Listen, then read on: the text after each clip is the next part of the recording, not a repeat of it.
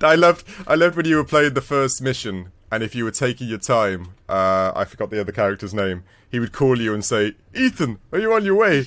And I'm freezing. and Ethan, being the manliest badass agent that he is, says, "Oh, I'll be there in a jiffy." It's like, what? What? Jiffy hasn't been used since the 1950s. Right, he's like the radios in the 1950s. Yeah, like, who's saying jiffy? Hold on, Cutter, I'll be right there in a jiffy. My friend, yeah. Like, whoa. I was like, come on. Don't let me lose my immersion here. I'm in a Russian base, trying not to be killed. And jiffy's the word? I was trying my hardest. Okay. I'll be right there in a jiffy. Keep the teapot cold. That was amazing.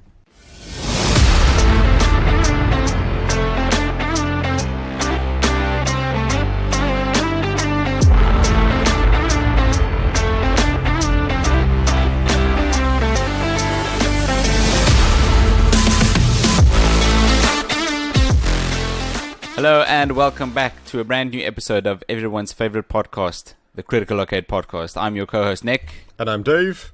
Hello Dave. Hi, I almost wanted to say I'm Ethan Hunt. Yes, from the movies though, not from this game. Not from this game. Granted, we're both too tall to be Ethan Hunt, to be honest with you. Is that true? Oh, right. Tom Cruise is apparently quite short. Yeah, he's very short. But yeah. Really? Yeah. How tall is Tom Cruise? No. Yeah, because I have this knowledge just kept away in my brain, right? How tall is Tom Cruise? Tom Cruise height. Google, please save my bacon. It is, it's okay, 1.7 meters, but 5'7". Yeah, 5'7". Okay, 5'7". That's not that short. He's not that short. I actually did think he was shorter, I must admit, because everybody makes fun of him. But yeah, he's short-ish then. He's not Danny DeVito short. No, that's true. No. That's short. Poor Danny. If he's listening to this, we still love you, Danny. No, I think by this point, he's sort of owning it. Yes, I think you're 100% right. Of course he is. He's a known short man, and he does it very well. And that ties in perfectly to what game are we playing this week? This week we played the PS1. I'm not going to say darling. No, not the this time. PS1 game Mission Impossible, released in 1999. That's right. That's what. Which is 24 years ago. 24 years ago. That's 24 years ago. I can't believe this game's 24 years old. We played a game that's 24 years old. It's crazy. That is crazy. You can legally drink and drive and all sorts of things. I mean, you can legally almost have a degree. Yeah, exactly. There's a ton of things. This got released a year after Metal Gear Solid. Yes, which is the real espionage tactical goat. Or it depends. Espionage I'll give you, but it was also released a year after GoldenEye on Nintendo, which... I did not know that. Yeah, which did let's just say did it a lot better. GoldenEye was N64. Yeah. So was Mission Impossible came out on the N64 first, and then to PlayStation like a year later. Was it the same game? Because not necessarily. It got. That's the thing. In those days, the games, depending on the platform, aren't always the same. No, it's true. Very true. It isn't the exact same game. No. I knew it. But yeah, okay, when we're ranking GoldenEye, Metal Gear Solid, and this game, this is definitely at the bottom. Oh yeah, definitely. That's an easy toilet game. Right? I wouldn't say it's because it's that bad. It isn't that good, but it's just because the other two games are much better. Right. That's right. Actually, the game itself actually had relatively commercial success. It sold a good number of units. It actually made money for Infogrames. Was it just riding the hype of the movie? Well, to some degree. There was actually something strange. First of all, Tom Cruise didn't allow his likeness to be used in it, but that's you can spot that. Nobody looks like a human anyway, so that's fine. And they weren't allowed to use gratuitous violence. The Mission Impossible people said you can make the game, but you've got to make it relatively non-violent. That they know they're Right. going to use guns and stuff, but no blood and no swearing and no like. Yeah.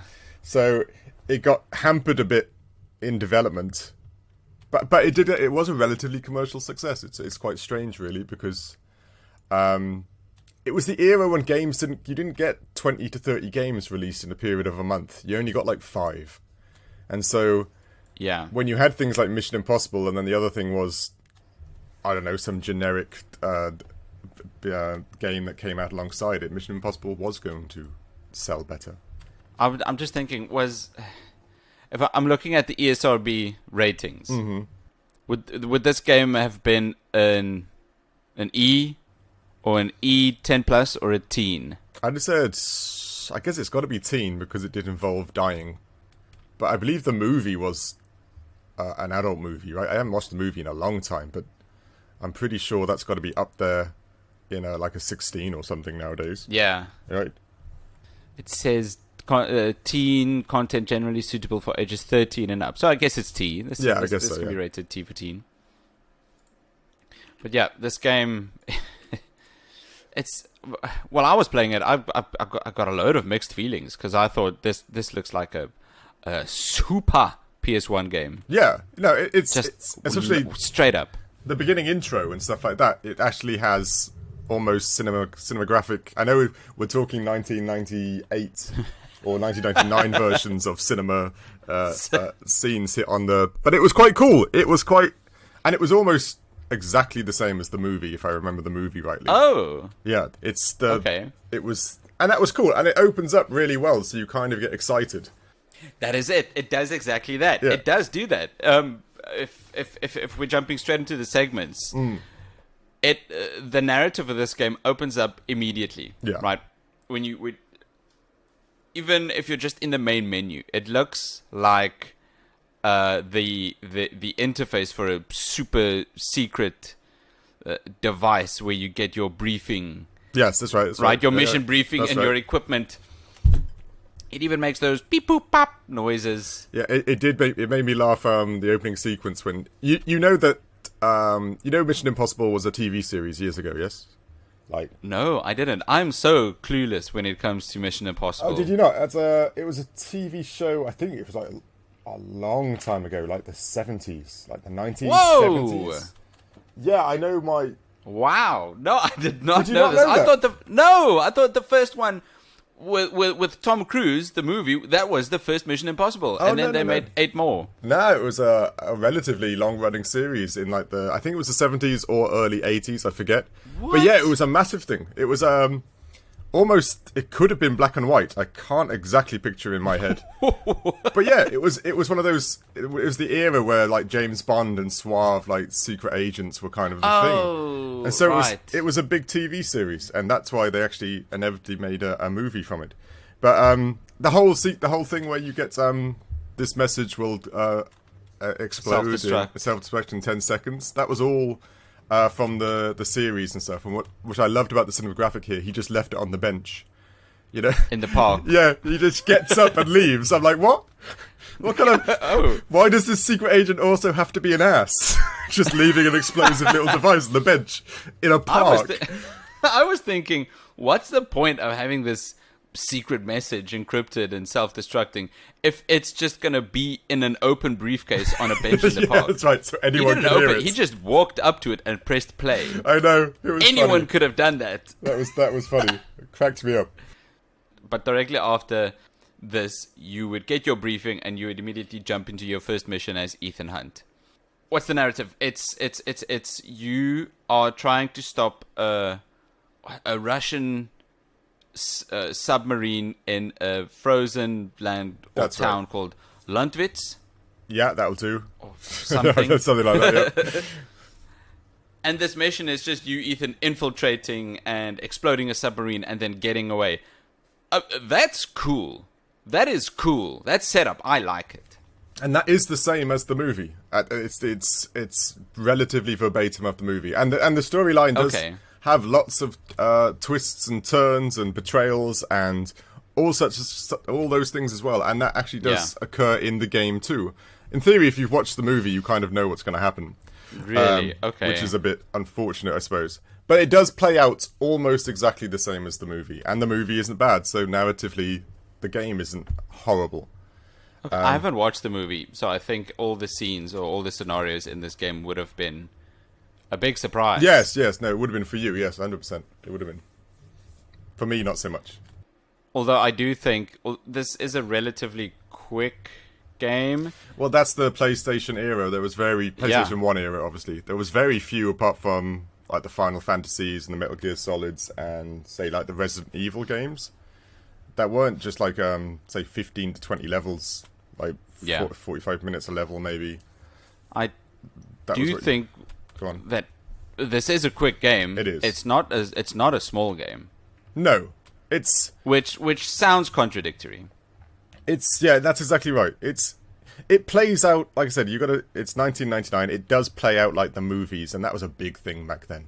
Yeah. To have the cinematic aspect of playing a game. It wasn't just playing a platformer or things such as that. To actually play a movie game was a big thing. And this does do that part well. But narratively, they don't add much else. I don't know. I think there's a lot of jokes they threw in. Which, okay, granted, it doesn't lend much. But the jokes were like when you had to go into that tent and then that spy for that the I guess Russian found you. Yes. Oh yes, I say it. The dialogue there was amazing. It really was. It was like, whoa. It's so good. I'm pretty sure that part wasn't in the movie. I might be wrong. No. Ladies and gents, the part we're talking about, Ethan Hunt goes into a tent to infiltrate, get some intel, and a Russian general or whatever finds him, and he asks him, "Who are you?" And Ethan Hunt says, "Oh, hello, I'm Fred. I'm looking for my dog." and the Russian soldier just like pauses for a moment, like he's contemplating that this scenario could be real. He's Fred looking for his dog. Yeah, like, I like dogs. I wonder if I've seen a dog. I haven't seen a dog. Wait a minute. It's such a bizarre moment. It is. And then he says, "I'm going to call for a guard." Yeah, exactly. The cutscene ends. He doesn't call for a guard. You just walk up and punch him. Yeah, he literally stands there for a few minutes like, how do I call for a guard again? Oh, no. It was funny, no, it's but hilarious. It was a good moment. Later in that level, I mean, it happens some more. Yeah, the things they do are just, it can only be done in a PS1 game. If you do it now in a movie or in a newer game, no. Yeah, and it's one of those things I had to look back to see if this was normal because PlayStation 1 games we don't play that much, and I remember playing them as a kid. But then it's the same year they released Metal Gear Solid, like you said, and Resident Evil 2. Jeez. And they didn't have that level of like pauses and weird character interaction and stuff like that. So this wasn't the norm of 1999 PlayStation 1 games. No. This was Mission Impossible. Although I can imagine some sort of executive or studio head going, "This game is too serious for kids. We need to sell for kids." No, it's true. And kids love jokes. Let's put in some jokes. No, it's very true. Especially the PlayStation 1 era. I'm sure what just came out after the Sega Mega Drive and all that. And those were definitely aimed at kids. So their demographic would, in theory, been teenagers or young kids. I can imagine that's why. That's exactly why they did that. So, what did you think visually then? I think have you got anything else for narrative? Jeez. This is difficult because I don't have as much experience on PS1 as you do. Mm-hmm. So when I was looking at this game, I kept thinking, "Whoa, this is some peak PS1. Yeah, this is some PS1 graphics." It is. It pretty much is, to be honest with you. What I did like is when you started the very first mission. We don't want to spoil any further missions or level in this game, so that's why we're mostly talking about the first mission. Once you got out of that boat and you started playing, before you do, there's this super serious zoom in on his face. Yeah, like this is the introduction of this character, and his entire face is like 6 pixels. Yeah, have you? There's a weird joke in Final Fantasy 8 where it's a classic joke. Just makes where there's a scene in a ballroom and your main protagonist is kind of stoic and doesn't want to dance. And then a girl comes over to him and says, "You're the most handsome person here. Dance with me." And then if you zoom in on his face is comprised of like 12 pixels, and you can barely see anything there. It's kind of a lone joke in the Final Fantasy thing. It just reminded me of the same thing. It's like they zoomed in on him to say, "Look, that's not Tom Cruise. It's not anyone. It's basically Ham." See, it's Fred. Yeah, and exactly. He's looking for his dog. But there was a strange thing because when they tried making this game, they had real problems porting it to the Nintendo 64. Really? Okay. Because the Nintendo 64's limitations, and they actually on the cartridges. Yeah, and the actual build they had for the N64 to compete with GoldenEye only ran at 3 frames per second.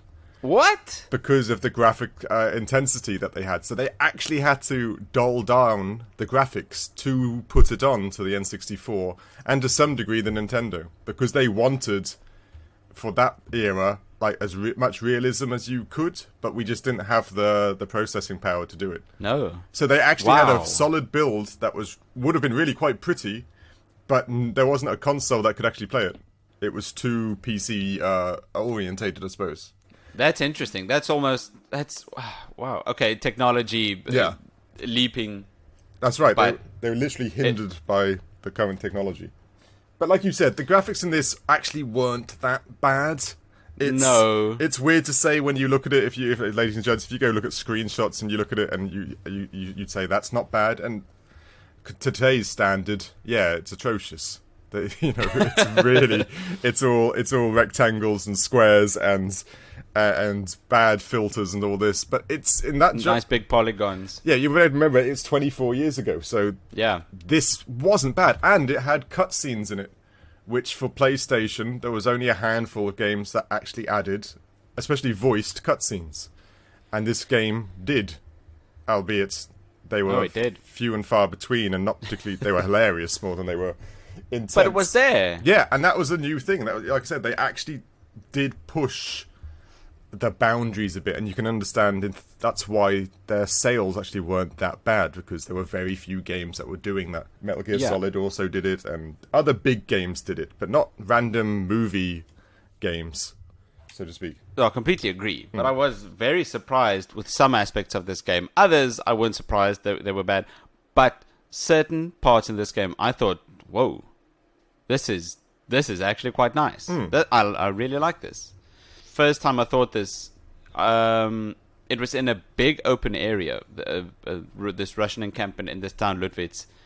I ran around and I kept thinking, whoa, this place is big. Yeah, right? This place is big. Usually for PS1 games or platformers, whatever, you can see the restrictions around you. Yeah, entirely linear, just walls upon walls upon walls. Yeah. In this game, I could not. I could run around and find new areas of this encampment. No loading screens. Sure, there is one to load into the next area, and the drawing distance isn't that far. No, but I was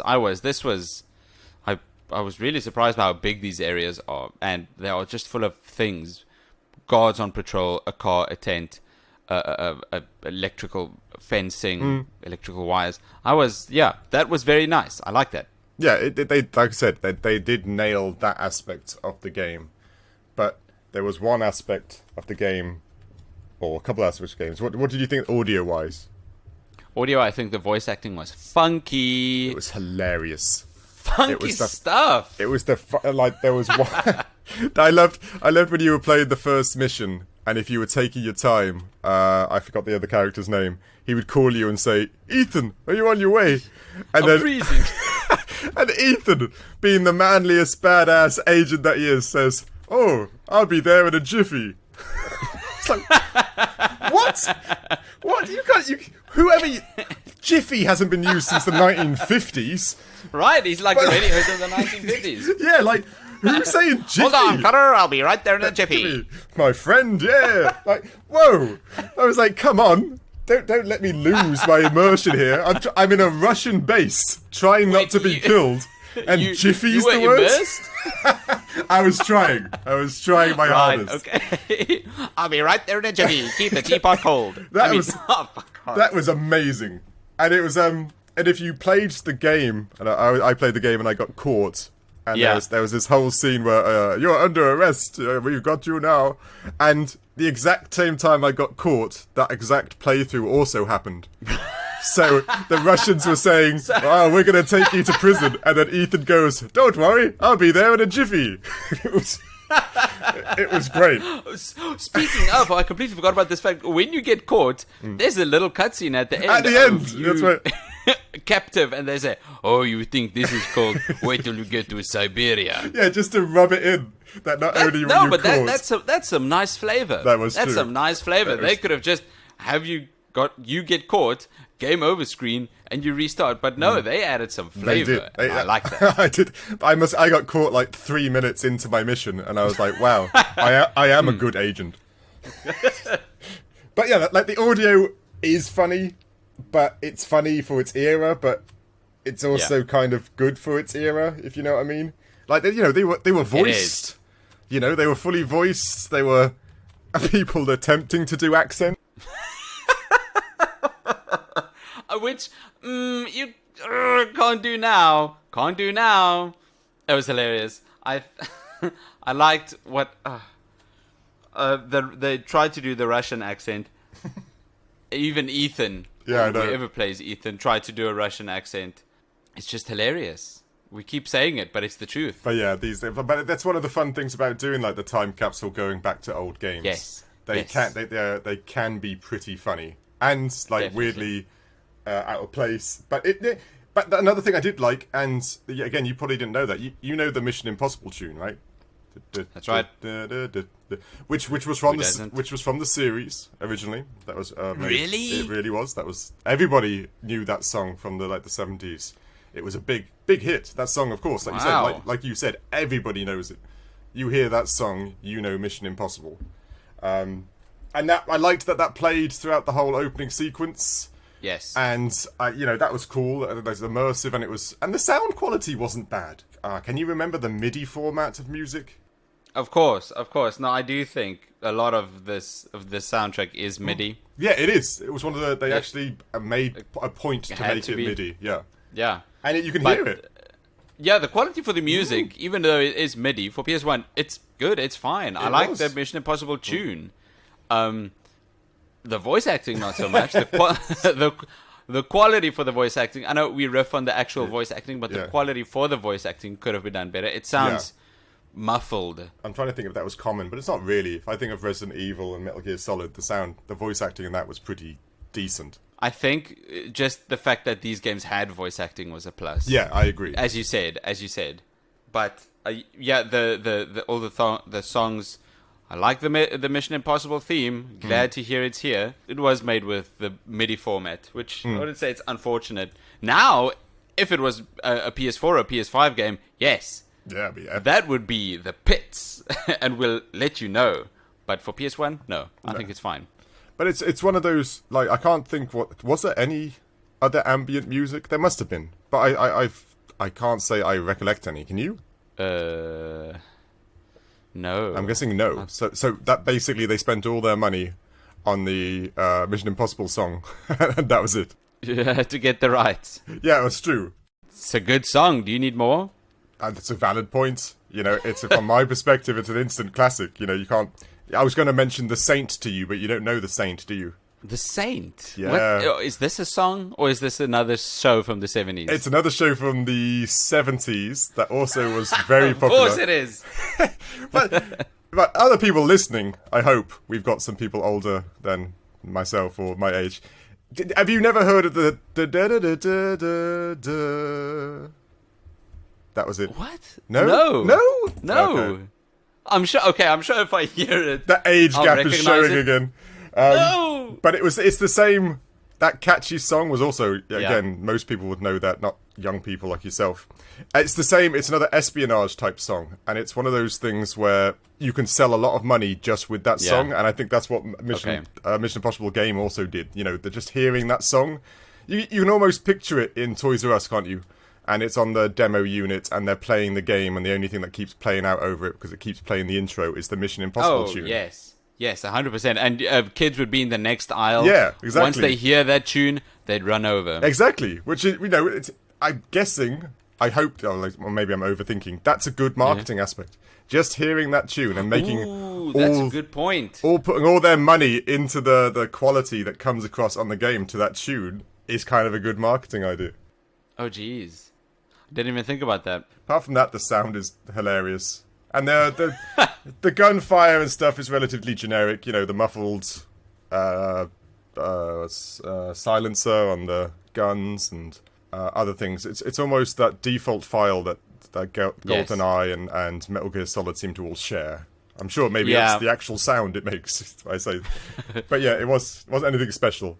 I think now that I really try to remember, when you're walking around, when you're playing the game outside in the game, I think all you hear are Ethan's footsteps and the wind. Which is good. Right. It's regular ambience. Yeah, it's like just regular wind randomly put in every 6 seconds, and then his footsteps. Should we go on to the doozy, the big one? Goof. Ooh. Gameplay. So, the first word I wrote down on my notes is clunky. Oh, it was insane. I kept convincing myself that maybe this was what PlayStation 1 was like, and I just got to get used to it. Every moment I was like, maybe I'm too used to God of War, we're too used to all the cool things, so I had to go... Right, maybe we forgot. Yeah, I can't be negative. I've got to get used to it and then see if it's any good. Yeah. Problem is, I couldn't get used to it. I kept pressing the wrong buttons all the time. It's not intuitive. Not at all. It is clunky. Oh. No, I couldn't do it. I could not get used to this controls at all. It's not intuitive. It was bizarre. Getting the items on was it triangle or circle, and then going through... Neither. It was the cross, the X. Oh, was it the X? Okay, yes. Yeah. See, I'm already. I obviously can't remember. This is how useless I was. It's the same button as jump. Yeah. For some reason. And I was trying to get used to swapping out the gun to the fists, and I just couldn't. Oh yeah. I just couldn't. And switching to your item is a different button. Yeah, that was mental. And even why switching to it and then saying, "Have I got it? Have I activated it?" There's the gadget you get, which is the face changer, which that's cool. That's right. Who doesn't want to do that? And then I was in the room, and I was thinking I was selecting it, and I was selecting it, and nothing was happening. And I'm like, am I now wearing it? I don't know. So then I went outside and did the same thing. And it was like, oh no, it's too cold to wear that outside, Ethan. Oh, and I was like, oh, okay. So at least then I knew I was trying to activate it. But yeah, the buttons. No, my favorite part, back to the voice acting, my favorite part is, and the second part of that mission, you enter what I think it's where the submarine is docked. Yeah. You're on the other side of the tunnel, or you're inside the tunnel, I can't remember. And your face maker dissipates. Yes, that's right. It disappears. That's right. It falls apart. And your spy teammate says, Ethan, your face maker is melting away. And then Ethan says, realizing he's in a deadly situation with no more disguises, he could be killed. His reaction is, shoot. He's so cool. He's so cool. He just says, shoot. Damn. You're gonna die. He doesn't. He's so laid back, Ethan. He does. This is why he's the best agent in the biz. He does not stress out. He doesn't worry. No. He's just like, shoot. Oh, dang. That's multi-million-dollar. A gadget just broke. Because it's chilly. Because it's cold outside. Oh, yeah. Sorry, I completely sidetracked. No, it's fine. We were still on gameplay. Yeah, again, they did push the boundaries again by doing some interesting things, because there are levels. It's the normal espionage trait where you hide and you sneak around, you try to use your gadgets to get in and out of things. That was all quite good. But they also chucked in some levels where you're just a sniper covering one of your fellow agents. The entire level's just you through a sniper scope. Kind of like the old arcade game. Yeah.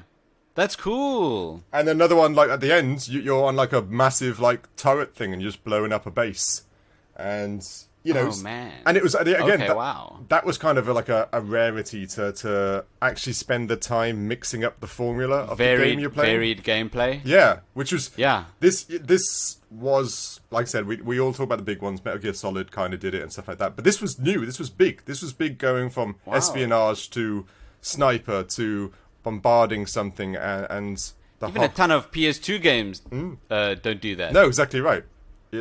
So they did. You know, it's funny for us to play it now, but it was different. It was a different feel, and it was new, and that's why people did buy it.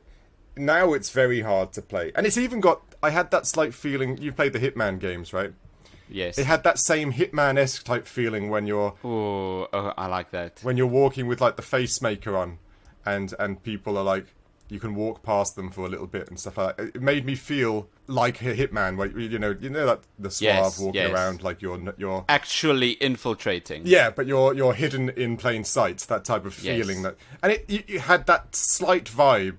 And of course, Hitman I think came quite a bit later. I might be wrong, but I'm pretty sure they did. So it does do a lot of things right, but the control scheme and everything is so difficult. I think it comes back to what you said earlier in this episode, where they had these grand ideas, but they were limited by the technology. Yeah, I really do think that's a lot of the case. If they made this game maybe 5 or 10 years later, who knows? And this was the era where the gap between PC and console was kind of massive. Oh, really? Not compared to today, but the PC graphics cards and CPUs were a lot stronger than the console ones. So, and you can imagine they make all these games on their PCs, and build kits weren't as good as they are now. Why did console games just sell better? Why did they choose console and not PC? Consoles, I think, fundamentally were a little cheaper. They were marketed, like you said, at teenagers and kids, and playing in front of the TV with friends. And a lot of the things I give it, it's actually the hand controller aspect of playing games compared to PC. Oh, right.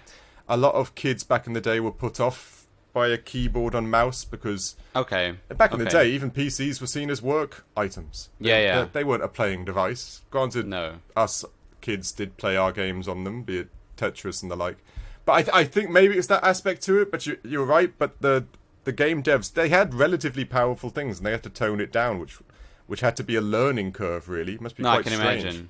Whereas now I'm guessing they're pretty much on an even keel. PlayStations and PCs, they're all fundamentally as powerful as one another. Granted, PCs are still pretty much the master race in complexity and power and all the wonderful things they can do, as long as you have $2 million. Right, so, right. If you can afford it. Yeah, exactly. Jeez. If I'm going back to this game Mission Impossible, there's one aspect of the gameplay that I think was really cool, that I think was really great for a PS1 game, and that's the different camera settings. Oh yeah, I did actually. Go on. If you're in the game, you could change your preset camera with L2. Right. Yeah. It could be a sort of top-down camera, which is the default camera, and then you just walk around and the camera follows you. Or if you press L2, it changes to a third person's perspective. Oh yeah. Third person's. Yeah. Fuck. Third person perspective. Jesus. Where the camera is stuck to Ethan's back. Yeah. And then it turns when you turn, and then you can kind of look left and right with L1 and R1. And then, if you press R2, no matter the camera setting, if you press R2, you go into first-person mode. Oh, I didn't play with all this. I didn't play with this at all. I didn't know any of this. That is cool. If you press R2, it goes into first-person mode, but they couldn't figure it out just yet, so it's kind of behind Ethan's head. But they make Ethan see-through because they did that when he's aiming with his gun, didn't they? Yes. Yeah. That's exactly what I'm talking about. Yeah. That is what they did, but even regardless if you're holding a pistol or not, or if you're just punching, you could hold R2, and then it'd be a quote-unquote first-person mode, but then you can still run around and do things. That's cool. Like, that's pretty up there. It's like these are 3 different camera settings for a PS1 game. Yeah, that's them. That sounds like them trying to compete with like GoldenEye, because GoldenEye was completely first person. You know, you had the gun in front of you and you shot things. The idea that they did, you know, they tried to pull back and give you different angles. That, you know, that's cool. It's norm today. It's the norm in games types, but that's, you know, they were trying to push the envelope. I didn't know you could get that many camera angles in it as well. That is, and that's kind of necessary for an espionage game as well, because so you can keep an eye on the guards walking around and all the other things you're dealing with. No, that is cool. I didn't notice that. I obviously was still trying to get my gun out or change to my fists when there's like 16 guards rushing me. Damn you, Control! Right. Jeez, the guards. Whenever the guards rush you, you just shoot them twice. Yeah, I know, right? I was just massacring behind a container at some point. That was quite funny, though. You don't have to aim. It's like the GoldenEye controls. Yeah, exactly. Where you just need to be looking in the general direction. That's right. And you'd hit them. That's it. There's some charm in that aspect anyway. You know, just... Yeah. I remember, did you ever play the Commando games? It reminded me of that. The isometric Commando games where you had like 4 different men and you had to sneak into a base. Do you know those ones? No. Oh, come on, we can't keep doing this. Commando. Okay, ladies and gentlemen. I know, ladies and gentlemen, you all know the Commando games. You're not as... They do. There's one, but it's a whole espionage thing, but if you trip a wire or something, the alarm goes off. And I remember in that game, and it's always the same thing. You just stand behind like a container, and you'd have all these guys just rushing you, and all you just do is keep clicking shoot, and you'd get this pile of dead bodies because the AI wasn't that great, so they just keep coming around, and you just keep shooting and shoot, and that was one way you could complete the mission because you've killed all the guards. If you ever failed it, you know, the sneaky way, the way you're supposed to. And it just reminded me of the same thing when I was playing this game. I managed to run behind a couple containers, and then these guards just started running towards me, and then I just kept shooting them as they came around the corner, and then I was like, there you go. That's one way of doing it. It's not that sneaky, but now I can just walk in. I don't need the face changer. That's I almost did exactly the same. I tried sneaking, I tried the spy, tactical roles, and all of these things. But once I got spotted, it's done. I shot 3 dudes. That's right. They shot me 20 times, and I think my health didn't even drop. That said, I liked the little bar thing. The little, the little fuse thing at the bottom? Yes. That's also old adage to Mission Impossible. That's the fuse would play whilst it was playing the song, and get shorter and shorter. And at the end of the theme song, it would explode. That was the opening sequence to Mission Impossible, the TV series. And I liked There's some nice little details. That was your health bar and like timer to your missions. I thought that was cool. Yes. That was really that was a nice little adage. Another thing I liked, this is partly visuals. When you there was a part where I needed to find magnetic mines. Yes, that's right. Right. Mm-hmm. So I went into a big warehouse, and when I got inside, I was surprised to see that this place is actually filled with barrels and containers and racked with just junk. Yeah. But my marker said my objective is in here. What the hell do I do? So I opened my spy tab. Of course. I checked my objective, and it said find magnetic mines. And I thought, what? How do I... But once I started just to think, okay, what would mines look like? They're flat and they're round. That's right. So I started looking around for something flat and round. And I found it. And when I just pressed X next to it, weirdly, the jump button. Yeah. Ethan picked up the mines and the objective completed. And I thought, what? Okay. That makes... Okay, that's cool. I needed to read my objective and actually find the things. The game just didn't have a... What? like a... You get what I'm saying? I do, but I'm sitting here thinking you're practically a spy, Nick. Like, you knew what to do. you knew what mines look like. Yes. You know, they should be hiring you. You can say Jiffy. You know, I can say Jiffy. I'm gonna go into you really the should. military base. I'm gonna go to the military base and I'm gonna tell people my name's Fred and I'm looking for my dog. Yeah, exactly. Like I said, you've got a calling there. You knew exactly what you were looking for. Oh, I'm about to say you missed your calling.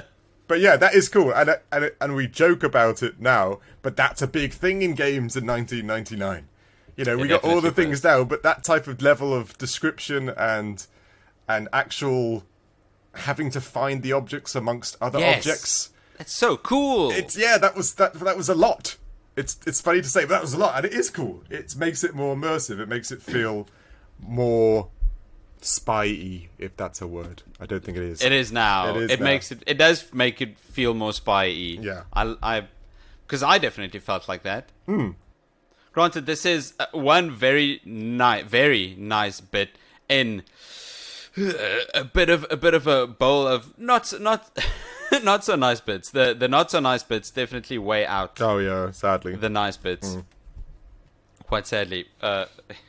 Regarding performance, the weird thing about these PS1 games is they were all optimized for the PS1, but I say optimized with a grain of salt because it was the PS1.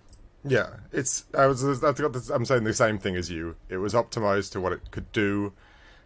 Performance-wise, I must admit, even the camera in this, like you said, was actually quite good. Normally at this bit, I'd always complain about the camera, especially in old era of games, but the camera here was fine. Fine is exactly the word I use as well. Sometimes it would just float too far, and I'd run into a wall. Yes, but fine is definitely the right word. Yeah, compared to like other games, I can't remember what we're talking about. It was manageable. It was frustrating at some times, but I couldn't see, you know, how else they would do it. So it worked. But apart from that, like you said, it ran fine. Like you said, it is only a PlayStation 1 game. And it did work to the console's specs, and that's one thing we had back in the day, which we don't have so much now.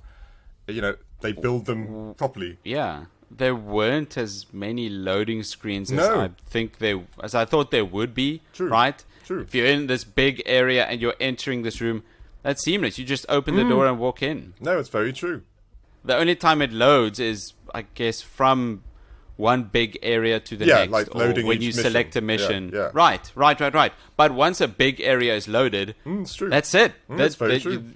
There you go. Nothing needs to load. If you need to walk into this warehouse, just walk in to the door. Yeah, it is funny to think, you know, we neglect to actually notice that because even today's games have loading screen. Even Elden Ring, depending on which PlayStation or PC you're playing on, had loading times sometimes. And this game didn't.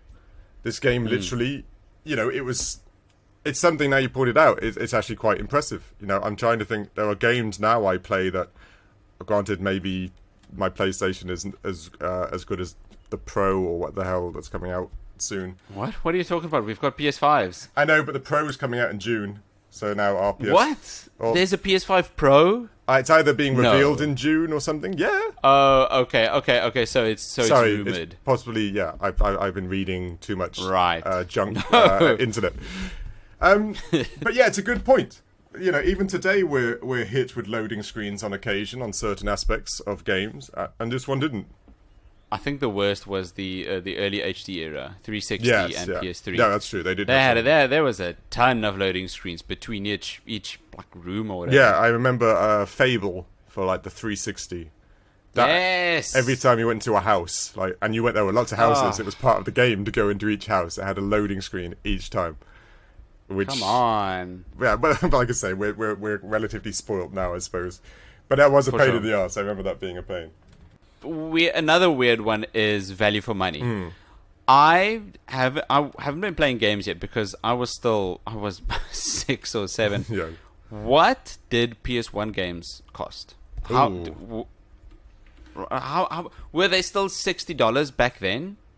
Oh, now you're debating like the economy and stuff. The equivalency of $60? No, not the equivalency. Just what did they cost? I remember being in England and I bought Final Fantasy 9 for the PlayStation, and that was £30, $29.99.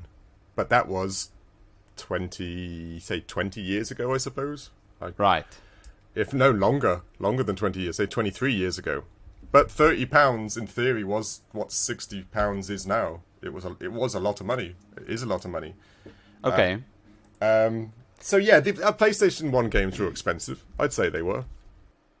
I think because gaming was still relatively new and there weren't that many games, people knew that the 10 that is available, they could sort of assign any price that they'd like and people would buy it because there's no other option. That's true. There weren't like indie games that they could buy. Correct. Compared to today, it was a completely different type of situation. Yeah. You're absolutely right. There was like 30 PlayStation 1 games on the shelf, and that was it. You know, that was the entirety of the shelf PlayStation 1 section. Compared to now, we didn't have an entire shops that just sold games, so to speak. Not at that time. You used to pick them up in like supermarkets and maybe computer stores, which had a side section of games. That was it. And you raised earlier the equivalency of $60 now, then. Yeah. I don't even know how to work that out. No, nor but do I can only imagine it is much more expensive. What, probably the value of $90 or $100? Yeah, because I remember back in the day, you only bought one game every 3 or 4 months. You know, nobody. If you were even super then, rich, that's, sure. But even then, that's a bit quick. I used to get one or maybe just 2 a year. Yeah, I've got. Maybe I'm being overzealous. You could be right. I remember getting, especially like the Final Fantasy games, because I'm a big fan. You're right. It wasn't birthdays and Christmas. Very rarely did you get like a game for I don't know, because it's Wednesday or something like that, because they were too expensive and too, I don't know, especially back in the day, people saw it a bit of a waste of money as well. But yeah, in theory, it is the same thing. It's the same as spending $60-$70 on a game now. You know, it's not cheap. It wasn't cheap. But I found this game, I don't know where you saw it. The only place I could find, like, even copies of the game was on second-hand market, and that was like $12 to $15 people were selling it. So it's not even that sought after or rare. You know, $15 PlayStation 1 game is fairly normal. And at this point, I'd say for $15, that's an alright price for this game. Maybe not to play this game, but just sort of to experience the peak PS1 era of gaming. You'd have to be a fan of either the gaming or the genre or the movies. Apart from that, you can actually pay the same amount of money for like Metal Gear Solid. Right? Yeah, and that would be a much better game to try. Yeah, definitely. Like I said, it's okay priced, but it's not great, and you're not going to lose sleep knowing that you've missed playing this game. It's okay, but it's not great. No, but I do still think, though, making this game follow the movie, that there is just a ton of cool spy scenarios. That's very true. That's very true. Right. That's you're very true. Infiltrating a Russian base, or you're a waiter in a fancy hotel, or you get what I'm saying? Yeah, it's very true. It is a ton very of those true. scenarios. If you can do it in an afternoon... Yeah, that's exactly right. What an afternoon. That's very true. Mission Impossible. Nice. I was surprised by this game. Yeah, it was better than I expected. Certain parts were surprising. It was. Because it's a movie game. We all know movie games kind of suck. And of course, PlayStation 1 era, I wasn't expecting to be any better than now. So I was surprised about what was there. I was let down by its gameplay, which we've already discussed. But it wasn't. It was a surprise. Definitely, and I think if anyone got this in 1999, I don't think anyone would be disappointed. No, I agree. They wouldn't. In that era, you wouldn't have been disappointed. It would have been cool. It would have been awesome. It would have been cool. Yeah. Although it would have not been cool a quick couple of years afterwards. No, exactly. Like most things with the PlayStation 1 era. The PlayStation 1 games, a lot of them did not age that well. No, this is one of them. This is one of them, yeah, exactly. Mission Impossible for the PS1. Wait a minute. Do you know who the developers were? Infogames, was it? Infogames? Infogames. Am I right? Am I wrong? I don't. Yeah. Okay, let's... Developed by Infogames. Infogames. And Infogames, later on, I think, came part of the Atari brand. But I might be wrong there. But Atari started absorbing everything at some point. Yeah, remember that. So, Mission Impossible. Yeah, nice game for the PS1. Play it even if you just to get a taste of what it really used to be like, Because all we know on the PS1 now are the mega hits and the instant exactly classics. right. Final That's Fantasy exactly right. VII, Yeah, exactly. Metal Gear Solid. This is slightly above average, and if that's something you'd like some exposure on, play this game. It's a perfect example. Yeah, exactly. What did we score this bad boy then? Yeah. We took our scores. We threw it at a Russian base. Ethan Hunt picked it up and planted a bomb on it, and jumped away as it exploded behind him. Left in the dust was the letter grade rating of D+. Which is better than I expected, I must admit. Same. D+, much better than I expected. Which that's a run-of-the-mill score, average game, and the plus I think just slightly above average. But the fact of the matter stays, it did not age that well. No, it didn't age well. Yeah, big shame. Poor Mission Impossible people. Oh, poor people. Thanks for listening to this episode of the Critical Arcade podcast. You can follow us on our social media channels on Facebook, Critical Arcade, on Instagram. It'll be there sometime. We'll get our Instagram off the ground.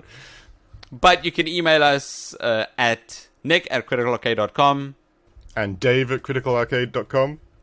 That's right. But besides for your email, Dave, where else can we follow you? Well, there's actually an example of this. Believe it or not, somebody tried following me the other day, and that was Madonna. And I actually happened to have one of those face-changing transplant things that Ethan has. What? And I applied it to Madonna's face. What are you... And if you look at Madonna's face right now, I don't know if you've looked at Madonna recently. No. It's a bit special. That's because she followed me. So, ladies and gents, if you want to try following me, that's what will happen to you. You have to look at Madonna's face now. Ugh! Oh, jeez, no! Go away! See? Wow. She listens to this podcast, and she tried to follow me. I've closed that tab instantly. Sorry, that was a bit of a shock. I should have given you a warning, like Wow. There you go. That's what happened. Thank you. You don't want to follow me. That's what happens when I have that device. Please don't follow David. What you can do is you can support us on Patreon for exclusive content. We release bonus episodes each week where we talk about just gaming in general.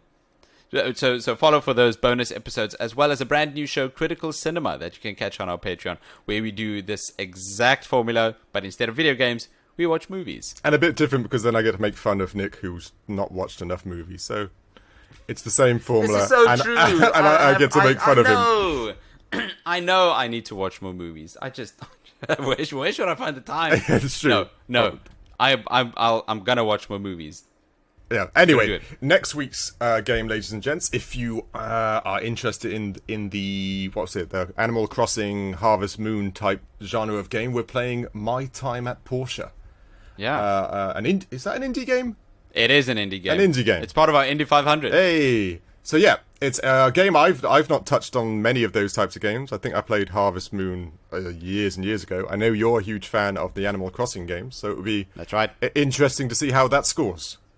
Check us next week for My Time at Porsche, another entry in our Indie 500. Thanks again for listening to this week's episode of Indie 500. Whoa! The Critical Arcade podcast. We'll see you next week. Cheers. Cheers.